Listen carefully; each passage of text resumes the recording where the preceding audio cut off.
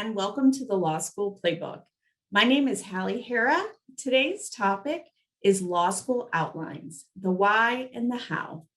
To be honest, when I started law school, I had no clue what outlines were, how to use them. So today I'm going to get you past where I was when I was in your shoes and to talk about why outlining is important and how you might go about doing it in law school.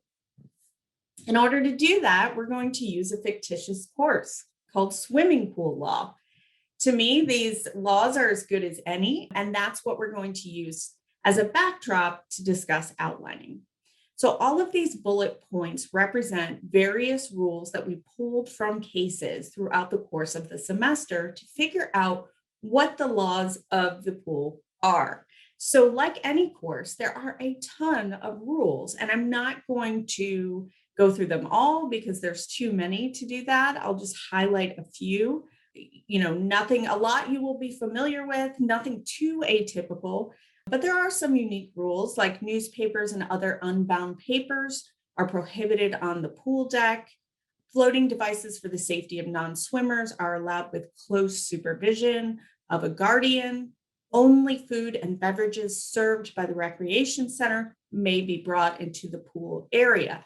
So this is the start of our rules, but then they continue because this is an entire semester worth of material that we're trying to organize. So there are even more rules, such as running is not allowed in the pool area, floating devices for leisure are not allowed in the pool, eating or drinking is permitted only in designated areas, alcoholic beverages are prohibited. So you get the idea. These are the rules, the laws we have from our swimming pool law course. So the question is, how do you have all of those rules and what are you, organized in your mind and how are you supposed to use them on a final exam or midterm? Most midterms and final exams are what we call issue spotting exams. So they have a long fact pattern, just like this one, that asks you to apply the law to a new set of circumstances. So I'm just going to go ahead and read this so that we're all on the same page with respect to what an exam might look like for your swimming pool law course. Tessa is a teenager who works as a babysitter each day after school. More specifically, Tessa watches Lily, an 18-month-old, every weekday until Lily's parents get home from work. On June 3rd, 2020, Lily's mom sent Tessa a text asking her to pick Lily up from daycare and then take her to the pool at the local recreation center for an hour. Luckily, Tessa had her swimsuit and a beach chair in the car. Lily's mom instructed Tessa to have Lily home no later than 5:15 p.m. Tessa picked Lily up from daycare and saw that Lily had a swim bag with her. The swim bag contained Lily's swimsuit, 2 swim diapers, a towel, sunscreen, a juice box, a box of Cheerios, and a pool pass. Upon arrival at the pool, Tessa showed the attendant the pool pass and took Lily to the locker room where the two changed and got ready for a swim. Lily, wearing a pink and white striped bathing suit, toddled over to the zero entry area and began to play in the water. Tessa set up her beach chair on the side of the pool where she could see Lily playing in the shallow end. Tessa kept an eye on Lily, but also pulled out a paper she had turned in earlier that week to review the teacher comments. Later, when Tessa pulled out her phone to look at the time, she said, "Oh, I'll let you fill in the word there." Before doing a surface dive into the 4 feet, Tessa made her way to the zero entry end and told Lily, "We have to leave now. We're late." It was 5:05 p.m. and there was no way they would make it back to Lily's house in time. Gathering their things, Tessa noticed that her paper had been taken by the wind right into the water. Knowing she was late, Tessa left the papers and Lily's empty juice box behind. On their way out the door, the pool attendant stopped Tessa and Lily. He said, "I'm sorry, you never signed in when you arrived. Also, you've committed several other violations while here. Please step into the pool office. My manager would like to speak with you." And then we get to the call of the question, so what you're being asked to do. The question says, what rules might Tessa be accused of violating and what might her counterarguments be to the alleged violations. So this is a typical issue spotting exam. There seem, at first glance, when you're looking at it, there seem to be a whole host of issues. There's never just one issue for you to address in an issue spotting exam. There are multiple. So your job is to pull on the laws and rules that you discovered and understand from your swimming pool law course and apply them to this new set of facts. So the question then becomes, how do I memorize all of those rules and use them for issue spotting? I have other material on memorizing in law school, but you should know that looking over and reviewing them, just reading over that list of rules is a disaster. That will breed familiarity. But if someone says to you, tell me the rules for safety on the deck of the pool, you are not going to be able to pull them from your memory like you will need to on an issue spotting exam. So in law school, the devil is in the details. You need to know what those key words are for each rule. You need to know what the sub rules are, what the definitions are for the words in the rule. And so the devil is in the details. Outlines will help you with that. So the first thing that you have to think about when going about outlining is the purpose of this document is to organize all the laws for a given course. So you need to look at the big picture, right? That's why you can't start outlining on day one. Instead, you have to cover what we all call, it's a very non-legal, non-special word called a chunk of the material. You have to have covered a meaningful amount before you can step back and look at the big picture. So if you've just learned, a rule or two, you're not going to be able to organize those because there's not enough content there. So you have to wait until a chunk is done. And there are clues that you could use in figuring out the big picture. And one of those are your syllabi for various courses. Most syllabi will give you a skeletal structure of the semester. Your table of contents in your text may do this also. So those are sort of the first steps at looking at what is the universe of the rules and laws we are going to cover in my swimming pool law course. Okay, your next step, once you've covered this chunk, is to try and organize these rules in a way that makes sense to you. So the way I decided to organize the swimming pool rules is to look at what are they really trying to govern, right? So I made different categories for various rules. So there are rules that relate to hygiene, and I listed those there, such as showering before you enter the pool. There are rules to relate to the pool environment. So no whining, that would impact the environment. All members and guests are responsible for disposing of their trash properly. That also would impact the environment. So I found those two categories, but there are more. There are a whole bunch of rules, as we would expect, related to safety, right? What can and can't happen in a pool and pool area. And I listed those here. So I'm starting to organize big picture into categories. I'm building a structure. And then there are a few rules, not many, related to pool administration. But now I have a sense of what the various categories of rules are in my pool law course. Now, you want to go further than that because if you look, let me just page back through these. If you look at these hygiene, environment, safety, and pool administration, it sounds a little bit easier. There's 4 categories of rules, right? And you know that the rules are all going to fit into one of those. But there's still a lot of rules to memorize in here. And I might not be able to master that just based on this organization. In fact, I would have a hard time with that. So your next step is to break it down further, right? You're continuing to look at these laws and how they relate to one another, and then trying to create a structure that will help you work with them. So I take the category of hygiene, for example. that can be further broken down. So I broke that category down into all swimmers, including children, right? So these apply to everybody's hygiene. But then there are two special rules that apply only to children, right? So they're required to wear swim diapers. And there's a rule about the maximum water depth, where they can be in the pool.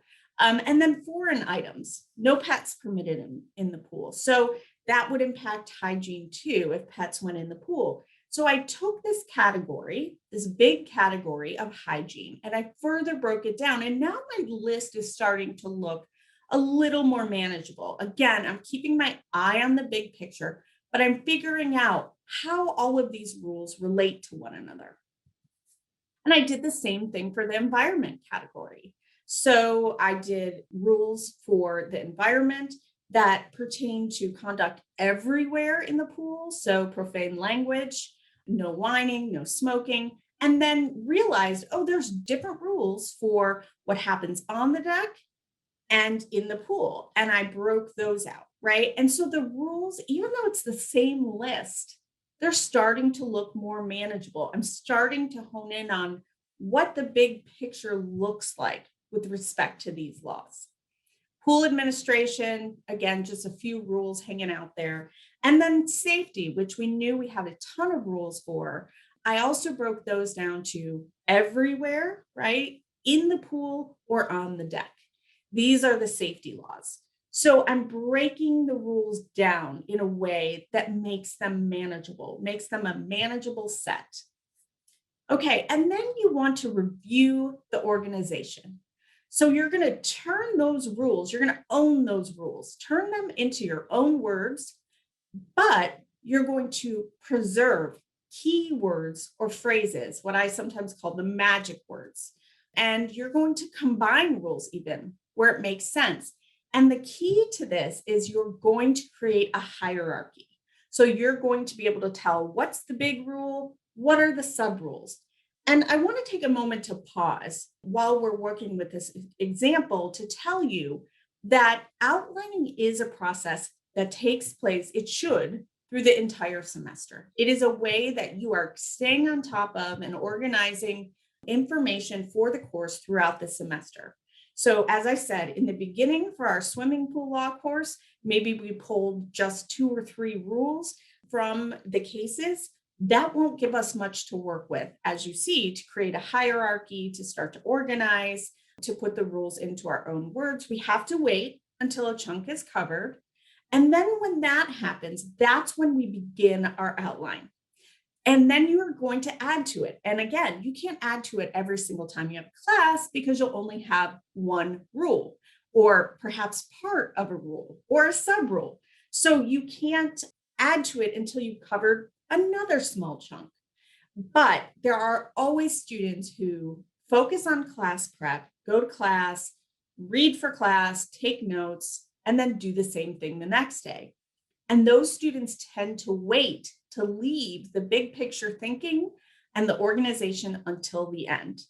And what happens invariably is that they never get through their outline, or if they get through their outline, they don't create it in enough time to refine it, to use it, to sort of live with the big picture and knowing how all these pieces fit together throughout the course of this semester. So it's very important that you are engaging in this process throughout the course of the semester. So right now we're working with a whole ton of pool rules, right? This is probably more than a chunk. It's probably a few chunks. It may not even represent all of the rules we've had for that course, but you don't want to wait for that to start outlining and to continue your outlining. This is something you want to work on consistently. As I said, you don't want to do it every day. I tend to recommend to students that you set aside, if possible, a chunk of time on the weekend that is always dedicated to outlining. So you know that on Sundays afternoon, that's when you're going to be doing your outlining for the week. It's kind of hard sometimes to fit it in with your regular class prep during the week. And I like the idea of sitting down and working with a body of material as opposed to just little pieces. That's the whole idea, is that you're working with a large volume of information. There are students who believe that outlining is dumping all the notes into a different document and sort of bullet pointing it or giving it a hierarchy that looks like an outline. It is not your notes recopied. Your notes are one piece of it, right? Your notes, all the rules that you've pulled, but then you're going to include other things too.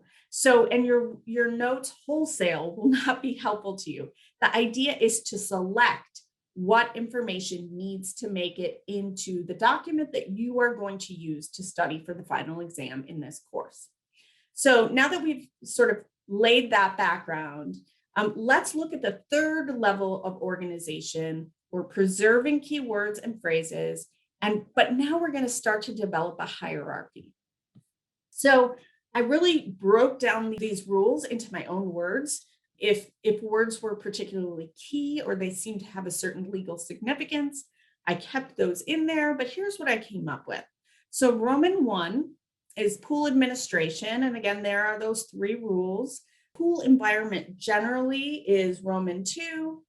In pool rules is number 3. And then again, we have those categories: hygiene and all the rules under that, behavior, all the rules under that, foreign objects, and children. So these were the categories I came up with to organize this information and understand how the rules relate to one another. And then we have the on-deck rules regarding food and beverage and the on-deck rules regarding safety. So I have broken this down. I have created a hierarchy and realized that no glass shouldn't be on the same level as safety. It's a rule that comes under that big category. And safety itself comes under the big category of on-deck rules. So the hierarchy is important. And you see that this isn't driven by case, right? So you don't want your outline to look like Smith v. Jones, Jones v. Anderson, Hara versus Brown, right? You don't want it to be a list of cases. What you are going to do is organize it around the rules with cases and hypotheticals as examples. So that's the 4th step, is making it your own. So now I've really broken down the rules. I've created a hierarchy, and you are going to make this document work for you. So that means maybe highlighting. Some people like color coding. Do remember that there are no points for beauty here. So you may have a stellar outline, but your grade in and of itself doesn't come from the beauty of your outline. So don't spend an extraordinary time making it look beautiful. So long as you have the hierarchy and the rules you need in there and it works for you, that's what's important. So you also want to include issue spotting tips, which will help you with the long fact patterns like the one we looked at in the beginning, key points from class, policy. Policy often gets overlooked, and we know that policy is the reason for the rule. Some professors emphasize this more than others, but that's certainly something that has a place in the outline, as well as any memorizing tips. So this is your document. It is designed to help you study. It's also designed so that you don't go back. There's no time to go back in law school. Once you've covered something, once you have the rules down, it's going to be a rare occasion, if ever, that you go back to your text. You want to leave the case book behind. You want to leave those class notes behind. And you are pulling the things that are important and putting it all in one place that is organized, and that is your outline. So what might it look like at this stage? Okay, so I have the same organization, but I've added a few things. So you'll note that Roman 1 is those in-pool rules. I highlighted it or I bolded it because that works for me. The same for A, which is hygiene. And then I changed sort of the formal wording of those rules, right? All individuals must shower prior to entering the pool. I changed that to shower first. The key word in that rule is shower, right? Shower before you enter the pool. So it works for me to just shorten it in that way. And then I have some questions about showering. Thinking like a lawyer, I'm thinking, how soon before, right? Do you need to do it immediately before? What if you get to the pool, you take a shower, you lay on the chair for a half hour, and then you decide to go in? Is that sufficient? What if you up to use the restroom? Do you then have to shower again before you get in the pool? Um, can you shower at home or does it have to be in the locker room? So these are some questions that hopefully some case law allows me to fill in to define what first means, right? To define what shower means in this context, right? Does it mean at home or does it matter, right? I changed, no defecating to no pooping in the pool. Again, taking the formality out of it. I still understand what it means. No sickness, cuts, bandages, bodily fluids. And then I put an issue spotting tip for myself in there. Look for fact patterns that have sneezing, band-aids, coughing, right? So I'm starting to think about the exam and how I am going to use these rules. And then I do the same for behavior. And then you'll notice, for example, under entry, which is number 2, I have some cases in there, right? So I talked about cases we might need for shower. This, I have cases to show me how the rule works. So B is potentially hazardous water entries. And I pulled on some cases from our casebook. So inadvertently falling into the pool, while it might be potentially hazardous on some level, in that case, the rule, there was no violation. It wasn't met, right? A cannonball in the deep end also was not considered a potentially hazardous water entry, but a flip off the side was. So that's how you use cases to show how a given rule works. Rough play or backstroke, look for games, inadvertent contact, teenagers. I have teenagers. There may be rough play, coming from that demographic. For water depth, for example, at the end, I have you must have all 3 of these elements to have the rule be applicable. So you're going to supplement it with not just the rules, but your tips as to how to use the rule. And this is why creating an outline as opposed to having an outline is so important. I still remember from my law school days, which were a long time ago, people saying, well, I have, a legacy outline from the person who got the top grade, who won the Kelly Award in that class. So I'm fine. I'm not going to create my own outline. It's a mistake.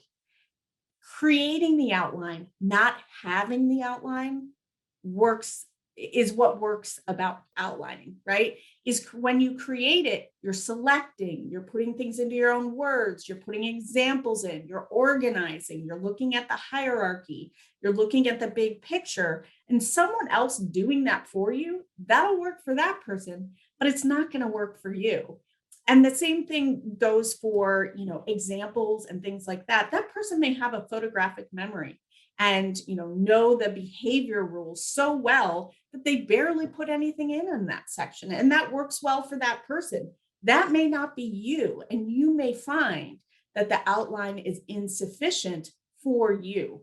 So this is really your own document, which is why you have to be working to make your own outlines for every course. So here's just a continuation of my organization and hierarchy. I organized the on-deck rules to fall into food and beverage and safety.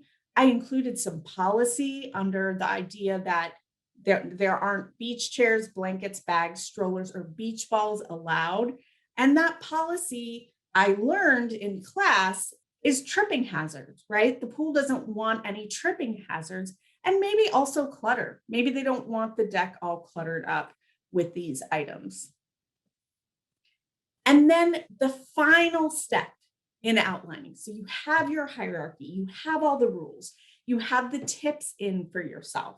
You have examples of how the rule works, which are the cases or hypotheticals used in class. So now what do? Are you done? No, you create what I call an attack outline or do the redux. I have a separate video all about creating attack outlines, but here's what I want you to know. So you have your big outline, which will be pages and pages and pages and pages of all the rules, organized the way we've talked about in the hierarchy. But then you turn that bigger outline into a sort of checklist. It's a reminder list of, when I'm issue spotting, what do I need to think about?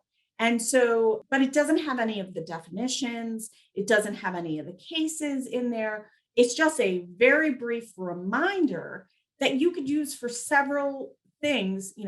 One is you could use it to test yourself on your bigger outline. So I know that there are in pool rules relating to children. What are they? And if I don't know them, then I go to my big outline and I look it up. So this fifth step, it doesn't take the place of your bigger outline. It is an attack outline. It is a separate document that you should think of as a checklist of sorts. So here I broke down the pool rules in my checklist as falling into administration, environment, in pool, on deck, right? And I have the various categories there. So it's really just the bare bones. But having this in mind when I go into an exam, so when I look at a fact pattern like the one we looked at in the beginning, I could say, oh, is this an administration thing?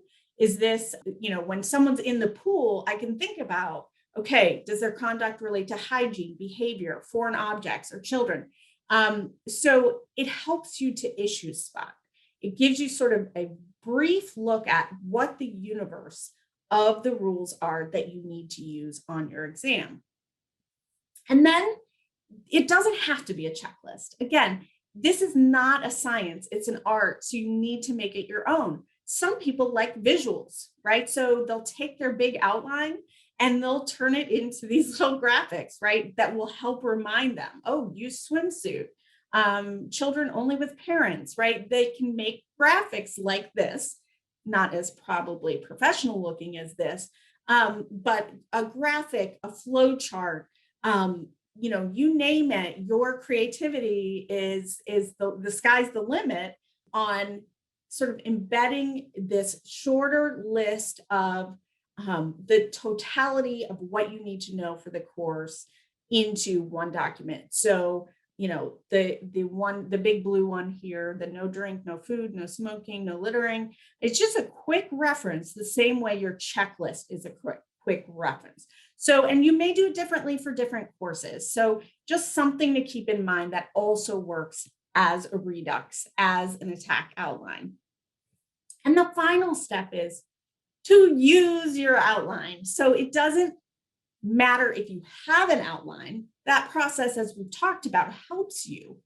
But what you really need to do is use it to study, which again is why you want to finish early. If you're finishing it the day or two before the exam, that outline will not serve you. You will have the benefit of having organized the information, but it doesn't give you the ability to test and evaluate where your strengths and weaknesses are prior to the final exam, which is one of the great things about an outline.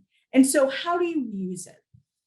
Well, there's a separate video on that, but things to keep in mind, you can use it for memorization. So we know for exams, there are two things that you need: memorization and understanding, two sort of separate skills. For the memorization piece, you can handwrite the rules or the elements to ingrain them in your memory, and then use your outline to sort of check back. Did I get that right? Did I get the key words in there? You can handwrite your attack outline. You can draw posters and mind maps with these. So you are actively working with your outline. So here's a student's perspective that I got for you on how to use your outline. This one says, after my outline is complete, I generally spend, wrap your mind around this, 25 to 30 hours minimum using that outline to write essays, handwrite rules, and review material with my study group. I am also able to go to the gym almost daily and sleep like a normal person. Can you imagine that? You can do it. You just have to be disciplined and organized. And so, using practice exams as a way to evaluate how great your outline is critical. You are not going to know if you are struggling to understand, assault until you take a practice exam and realize, boy, I didn't really know that, or I got kind of lost in the intent element. And then you go back and correct your outline based on how you performed on your practice exam. So there is a real interplay between your outline and your practice. And you will be refining your outline to make it stronger based on your own individual strengths and weaknesses right up until the exam time. It's never quite finished, but the key is to use it and to start early to have a document to work with. So, this is outlining in a nutshell. I want to thank you for joining me today. I hope it's helpful to understand. And if you have any questions at all, you could always feel free to reach out. But as always, just do your best and I'll be rooting for you. Thanks.